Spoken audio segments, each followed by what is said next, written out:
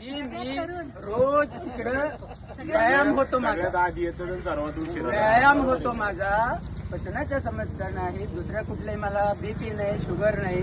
हे मी याच्यासाठी सांगतो की तुम्ही करा, तुम्ही सुद्धा चांगले राहा.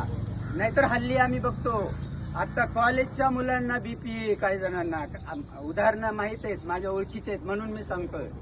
तर अशी पाळी आपल्या पुढच्या पिढीवर येऊ नये यासाठी श्रमाचे संस्कार व्हायला पाहिजे. बाकीचे संस्कार तुम्ही करतायच, पण श्रमाचा संस्कार हा आरोग्याच्या दृष्टीनं फार महत्वाचा आहे. मला 1990 सालापासून भरपूरसे प्रॉब्लेम्स होते हेल्थचे, भरपूर. पण मी केवळ ह्या हालचाली आणि व्यायामाने सगळं कंट्रोलमध्ये आहे, मला एकही गोळी नाही. तर हे मी माझ्या अनुभवावरून सांगतो. म्हणून सर्वांनी चालू करा काही ना काही.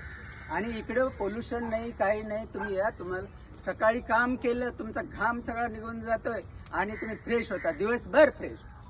तर हे सर्व तुम्ही करू शकता. मी माझ्या उदाहरणावरून, माझ्या अनुभवावरून सांगतोय की हे शक्य आहे. माझ्यापेक्षा इथल्या सर्वजणांच्या तब्येती चांगल्या आहे, तुम्ही तर माझ्यापेक्षा जास्त करू शकाल. सर्वजण मिळून आपण हे पिंपळे निलख हे आपलं स्वर्ग बनवूया.